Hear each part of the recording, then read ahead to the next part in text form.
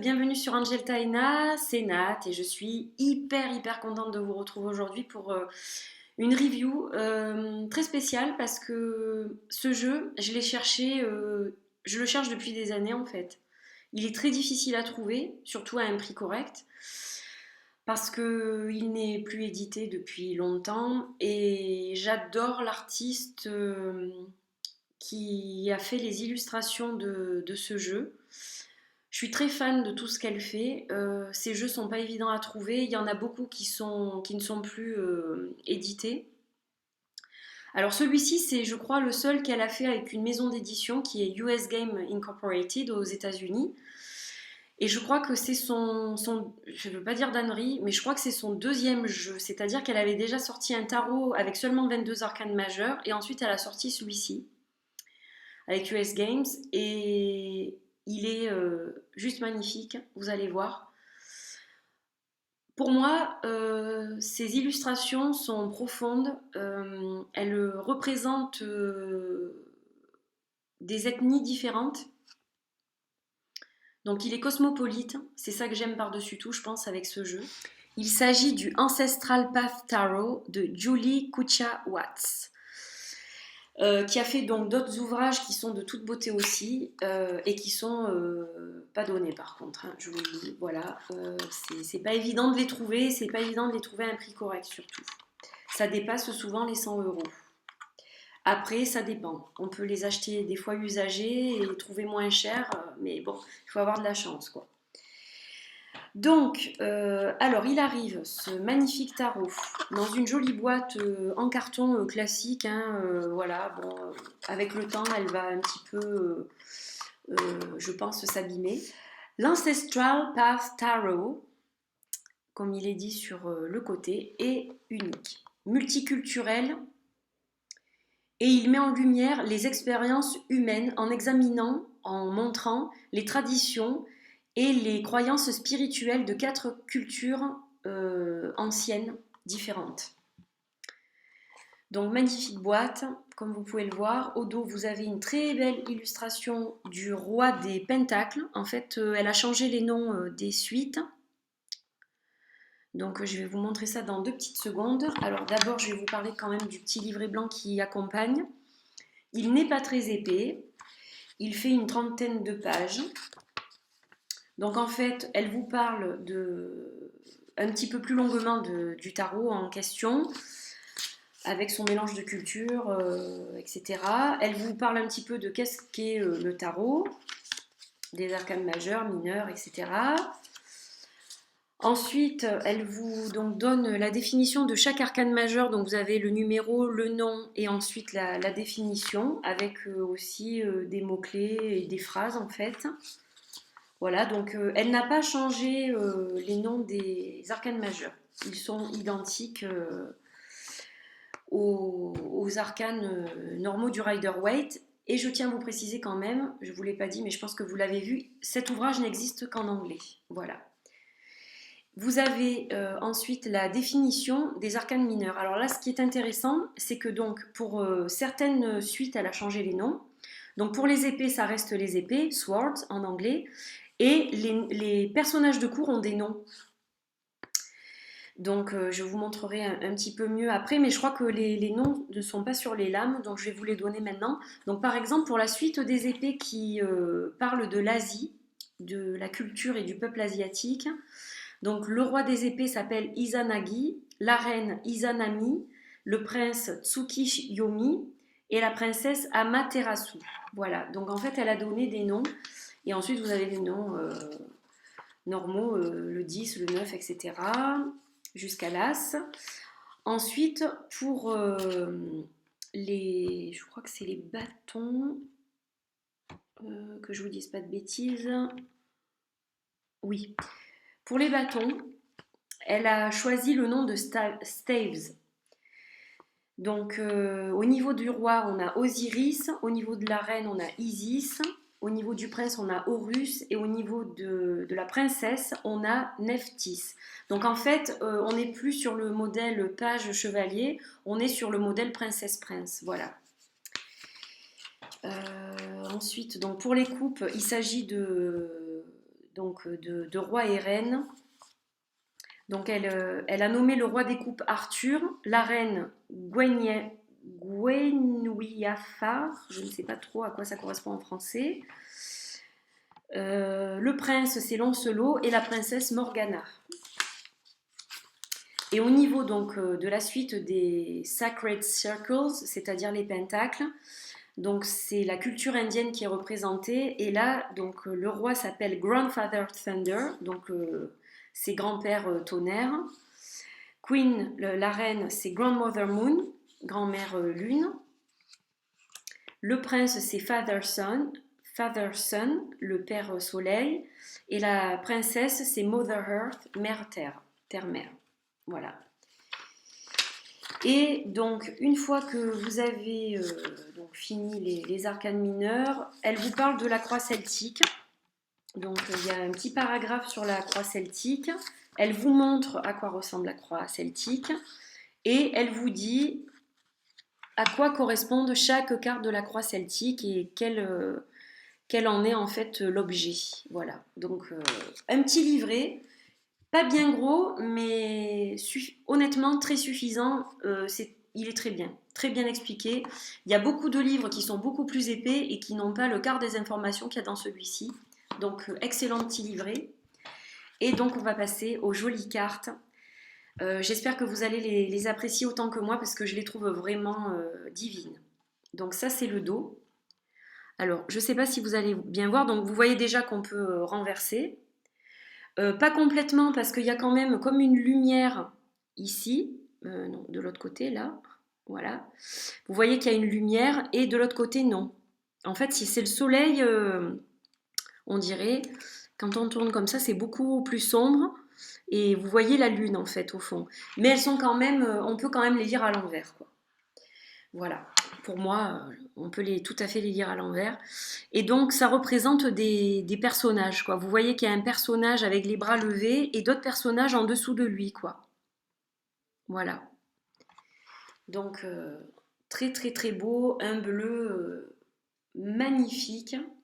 Je pense que c'est une peinture, ça, et c'est vraiment très joli. Alors, ça arrive avec une carte supplémentaire où on vous parle donc de l'Ancestral Path Tarot. Et on vous dit donc ce que je vous ai dit un petit peu, mélange de cultures différentes, etc. Donc je vais vous montrer les arcanes majeures. Je les ai remises dans l'ordre du coup. Voilà, donc les arcanes majeures, elles sont magnifiques, vous allez voir. Donc là, c'est la carte du fou. Alors c'est assez drôle parce qu'elle est représentée, ce fou, la carte du fou est représentée donc par une voyante, une cartomancienne. Avec, donc vous voyez derrière, il y a comme une espèce de poupée vaudou, enfin une autre poupée. Voilà, elle a ses cartes devant elle. Et alors, c'est assez drôle parce que, bon, là, vous allez pas le voir parce que c'est trop petit, mais en fait, enfin, je sais pas, je l'approche quand même au cas où. Dans la carte qu'elle a dans les mains, c'est elle. Ça représente la même carte. Donc, c'est assez sympa. Le magicien avec le 8 de l'infini. Donc vous voyez aussi la coupe, l'épée, le bâton dans ses mains et le pentacle. Voilà, il a une peau de bête, enfin magnifique. Il y a un beau magicien, je trouve. Voilà, il a tous les outils entre ses mains pour faire de magnifiques choses. Et vous voyez ces gravures dans la grotte là, c'est juste splendide. La grande prêtresse, elle est magnifique. Regardez-moi ce visage. Une des plus belles grandes prêtresses que j'ai jamais vues. Pareil pour l'impératrice, elle est magnifique. Splendide. Avec son petit ventre arrondi. Vraiment très très très beau jeu, quoi. Très beau jeu. L'empereur. Très beau aussi. Là on est... Donc là, il y a l'hiérophant. Elle est très belle celle-là aussi. Les amoureux, magnifique. On retrouve le pommier, le serpent, la notion de deux, de choix donc. d'union ou de séparation, hein, ça dépend. Le chariot, donc là, le chariot, intéressant, il est tiré par des félins.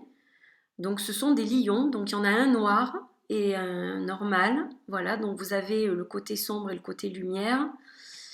On a mis du temps à arriver où on est arrivé, mais maintenant on avance dans la lumière et elle est très très très très belle cette carte du chariot, je la trouve magnifique. La justice. Donc là aussi une très très belle carte, donc il y a plein de symboles, vous voyez, un petit peu partout. On peut voir aussi sur le côté ici la signature de Julie Kuchawatz. Et voilà le glaive de la justice avec son visage voilé, elle est magnifique. Donc vous avez les symboles au-dessus. Magnifique. La carte de l'ermite, très très très belle carte de l'ermite aussi.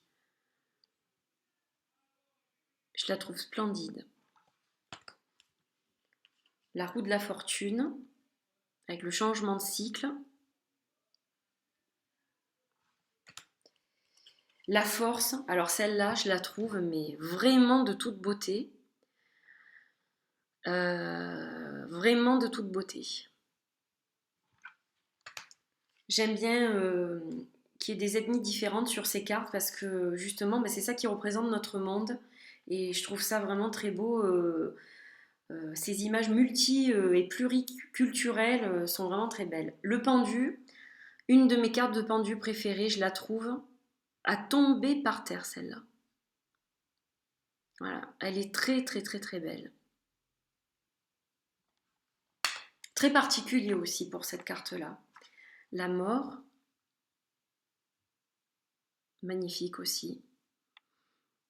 Avec cette notion de, il y a quelque chose de, il y a quelque chose qui termine, quelque chose qui s'arrête.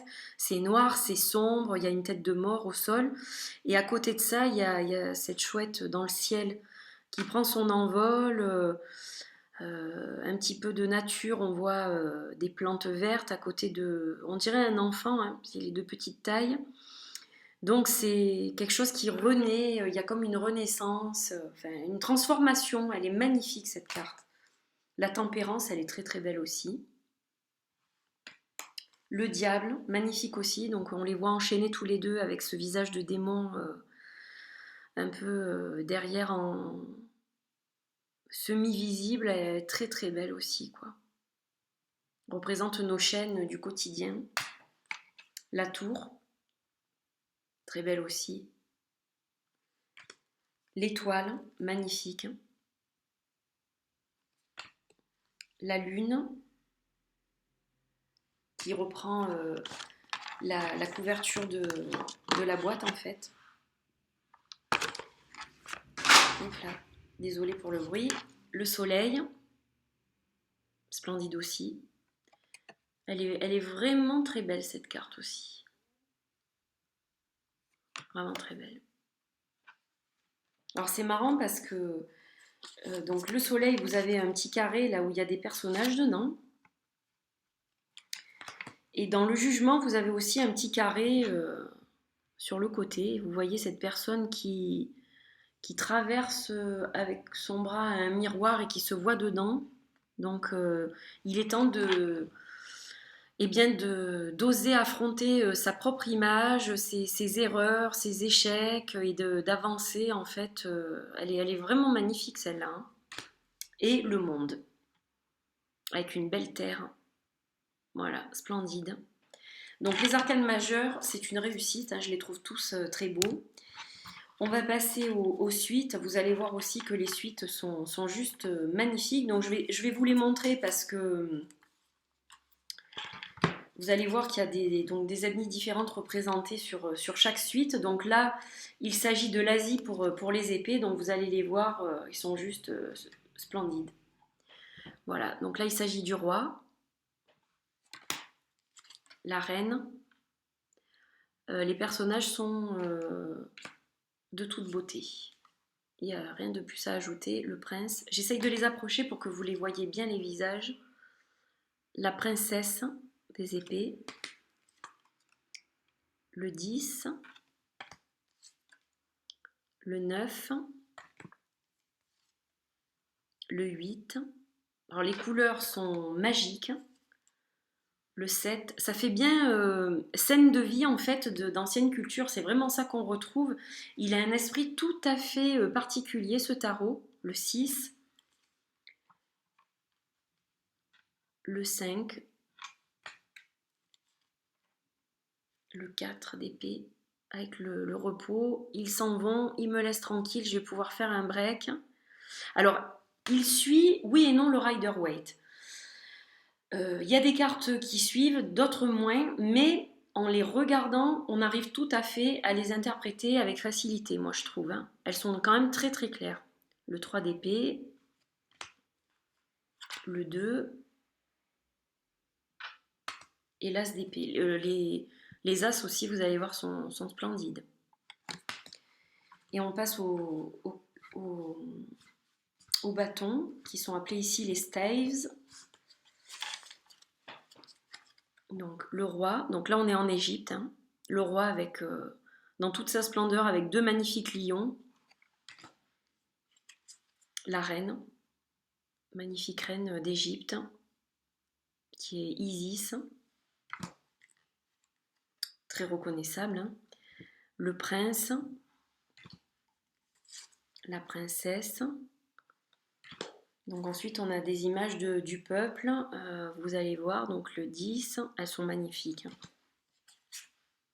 Le 9, très très très belle carte. Le 8, le 7, moi j'adore tout ce qui est égyptien en plus, au niveau des illustrations je trouve ça magnifique. Le 6, le 5, le 4, le 3, très belle carte aussi, le 2, j'adore cette carte, je la trouve trop belle. Et l'As, magnifique avec cette pyramide dans le fond. Voilà. Et la clé Ankh, qui s'appelle la clé Ankh, je crois. Trop trop beau. Le symbole Ankh. Ensuite, on va passer aux coupes. Donc là, elle a gardé le nom des coupes. Donc vous avez le roi Arthur, hein, roi des coupes. Il est magnifique. La reine, qui a un nom imprononçable. Le beau Lancelot sur son cheval blanc. Et la jolie Morgane.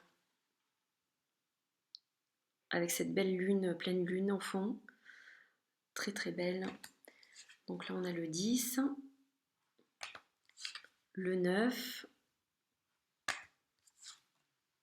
Le 8. Avec...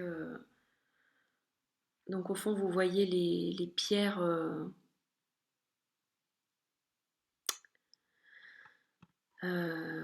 qui sont juste... c'est à tomber par terre, le ciel, avec la lune au fond. Enfin, cette illustration est juste absolument magnifique.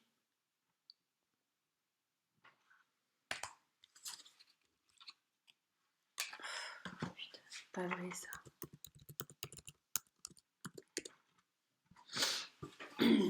Le 7 de coupe.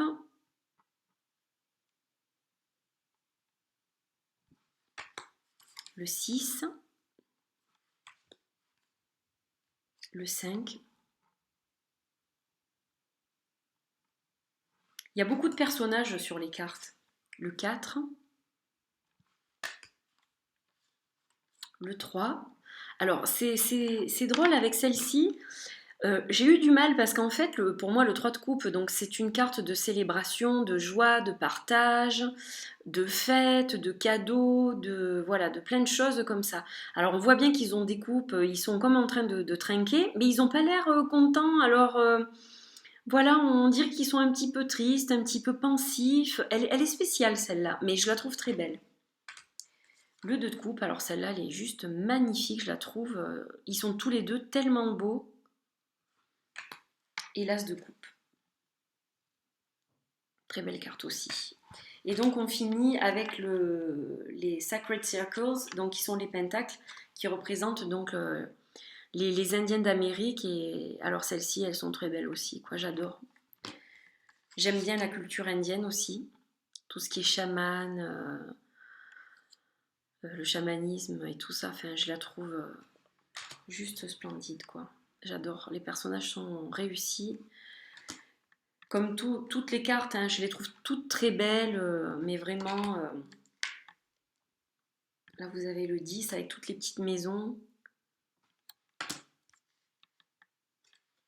le 9,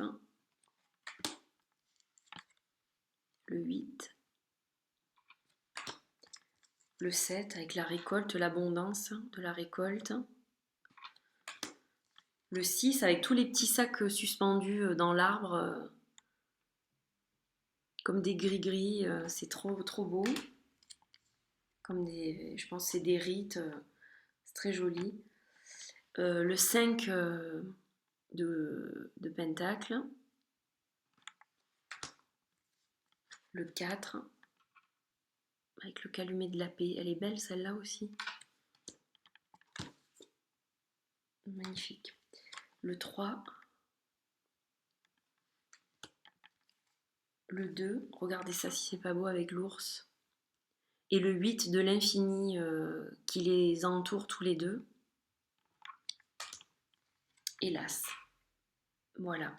Vous les avez toutes vues, donc je tenais à vous les montrer parce que je vous dis, ce jeu il n'est pas évident à trouver, donc je pense que ça vaut vraiment le détour de le partager avec vous. Les cartes sont de belle taille, elles sont pas petites ni grandes, le format est différent de tarot traditionnel, mais j'aime beaucoup ce format parce qu'elles sont pas très grandes, donc il n'y a pas de souci pour les tirages. Voilà, il est assez épais, comme vous pouvez le voir, parce que bon, les cartes sont d'excellente qualité, là, irréprochable au niveau de la qualité. Alors, par rapport à celui que j'ai tourné deux vidéos aujourd'hui, et donc comparé au Sacred Isle Tarot, ça n'a strictement rien à voir, quoi, hein. Ça, c'est clair que voilà, moi, c'est ce type de cartes que j'aime, c'est-à-dire pas trop brillant, plutôt un fini mat de préférence. Et voilà, de très très belles cartes, excellente qualité. Alors c'est vrai qu'il y a une énorme bordure, elle est imposante, mais elle ne fait qu'embellir les illustrations, je trouve, dans ce cas-là. Donc les bordures ne me gênent pas. Moi qui n'aime pas trop les bordures, là, je trouve vraiment magnifique. Voilà, un très très beau tarot. Donc je n'ai pas encore eu le temps, bien sûr, de l'explorer à fond. Il y a beaucoup de symboliques, il y a beaucoup de choses que j'ai envie de connaître. Donc il est dans mes objectifs de travailler avec dans les 3 mois qui viennent, là, pour bien le connaître. Parce qu'il y a vraiment il y a beaucoup de choses au niveau des cultures, il y a beaucoup de symbolique et tout ça. Donc je pense qu'il faut le travailler quand même pas mal celui-ci, mais j'ai une vraie connexion avec, donc ça devrait pas être trop difficile. Voilà, et je reviendrai peut-être faire un petit point dans quelques temps pour vous dire un petit peu où j'en suis avec lui, ce que j'en pense. Voilà, et puis est-ce que j'aurais eu aussi d'autres ouvrages de cet auteur? Ben, j'aimerais bien, donc voilà, je suis à la recherche, hein. J'essaye de petit à petit trouver de temps en temps quelques beaux jeux comme celui-ci. Voilà, j'espère que vous avez aimé cette petite vidéo. Je vous dis à très bientôt pour de nouvelles vidéos, de nouvelles découvertes. Voilà, à très bientôt. Ciao, ciao!